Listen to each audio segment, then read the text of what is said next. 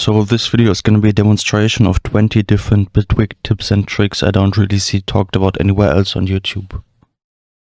Number 1, I've got this parameter here that's modulating a bunch of different controls on these effects here on this bass. And if I want to add something else to this, I can either go back to this and click this modulation key here and modulate anything else by it. Or I can just go to any parameter that's being modulated by this, like this global amount here, right click it and see in this submenu the name of the modulator that's modulating this. I can just click this and now I'm in the modulation menu, so I can map this to anything else I want. It's now also going to modulate it by this parameter. This can save a lot of time. Number 2, you can map plugin windows opening and closing to a key. So on my master I've got this metering plugin called Scope, and if I hit 2 on my numpad, I can just open and close it. To demo this, I'm going to use the spectrum here. Then we're going to go into this key mapping on the bottom right, show mappings panel, click this window here and map it to my numpad number 3, for example. Now I can leave this mapping menu, go anywhere in this track and just hit 3 and it brings up a spectrum. Number 3, if you use sample libraries like Complete, I highly recommend saving individual presets in your browser. So if I just search for an instrument here, like a diamond upright bass, I can find it immediately here. If I want to create a new preset, I'm gonna wait till this loads here. Open this window and, for example, get this saxophone here. And then click Save Preset to Library, name this Diamond Saxophone. And I won't ever have to use the Complete browser again if I just search for Diamond Saxophone here. Number 4, you can write all sorts of nodes into cue markers. So if I click these cue markers here, I've saved all my nodes for this project inside them. So if I go into my project panel under sections, I can see all these arranger cue markers with lyrics to the song in here. And I can also, whenever I click a certain cue marker, I can see what kind of bars come up at this point in time. This can be very useful when working with more complicated lyrics and trying to write arrangements around them. Number 5, the draw tool can do a lot more than you might think at first. So if you hit 3 to select it, you can of course draw MIDI clips, but you can also draw loop envelopes, or at the top here, place cue markers with it. Number 6, warping time has a different effect to warping events. So I've got these hi-hats here and I can select the time and warp the whole time selection. Or I can select the events at the top of the clip and warp them as individual events. Number 7, you can't just stretch clips with the time selection, you can also stretch things like automation. So if I select this time here, I can stretch the automation separately from the clip.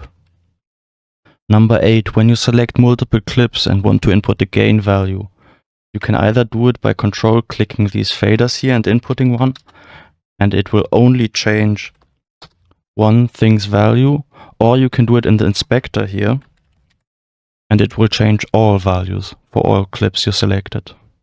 Number 9, audio clips are a Bitwig specific format. You can't just drag out into your browser, but the audio events inside them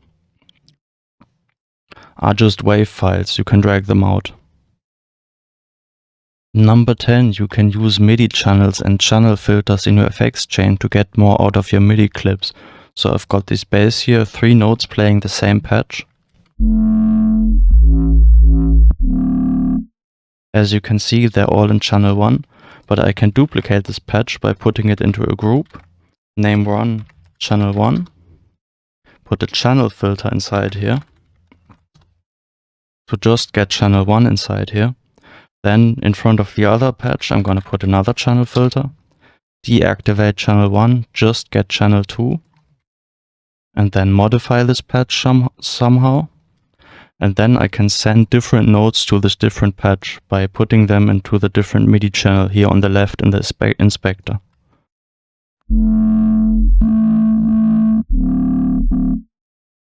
And then try out which node sounds best on which patch. So I can put this into channel 2.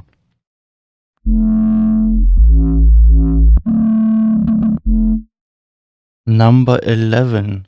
You can create your own custom grids by using snap to events. So I've got this offbeat hi-hat groove here I want to snap to. So I can go in the bottom right into this grid menu, turn on snap to events, turn off snap to grids, and if I place a track below it, it will now not snap to the grid lines, but only to the old audio events.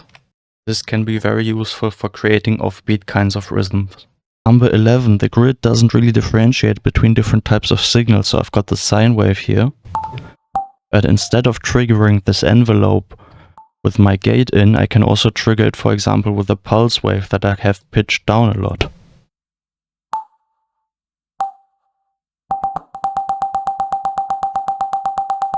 And changing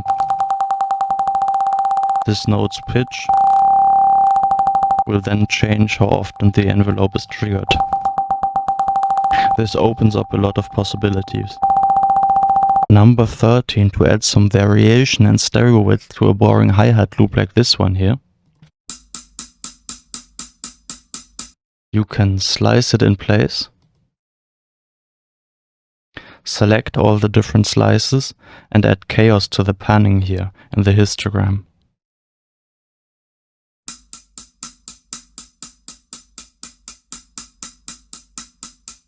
Then, if need be, you can still adjust the individual panning of single samples.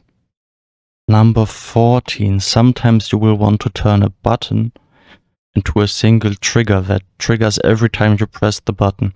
So if I've got the sampler here triggered by this button, it only triggers when I turn the button on, but not when I turn it off. This button is modulatable,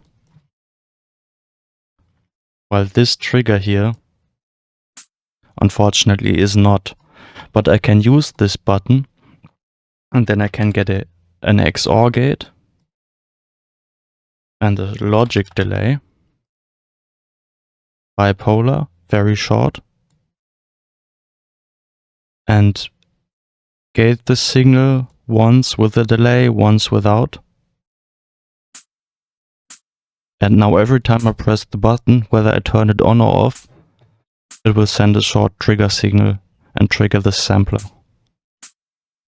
Number 15, a simple way to deactivate the audio engine is to right click in this loop area here at the top of your window, and you will see you can get terminate process or deactivate for this project. This is very useful to have handy if your DAW gets stuck somehow. Number 16, a neat way to get enabled in like erosion effect is to use a test tone, place inside an audio rate modifier, and modify the gain by this. You can then set the test tone to white noise and adjust the dry wet mix.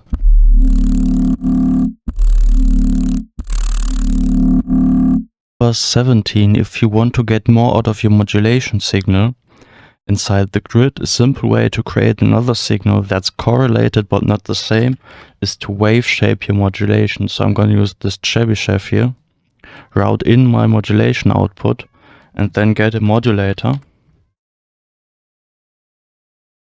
then map it to this other value, and this will now move at a similar speed to my modulation, but depending on how I waveshape this, it will make a different shape. Number 18, you can use modulators to get more complex compressor behavior. So for example, this compressor's release here is fixed, but I can just use an audio sidechain or an envelope follower modulator and, for example, say if the input audio is above a certain volume, I want this release to get a lot shorter.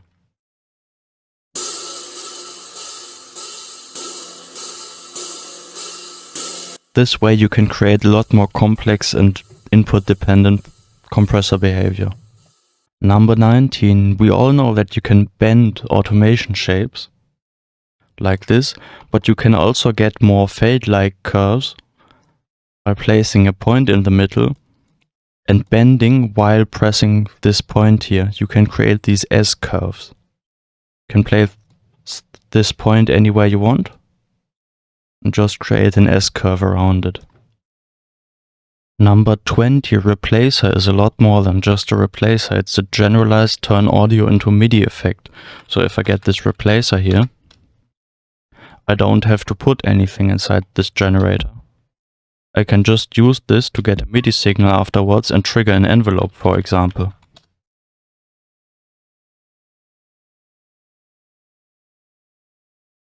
Modulate the volume by this, and this becomes a kind of transient gate.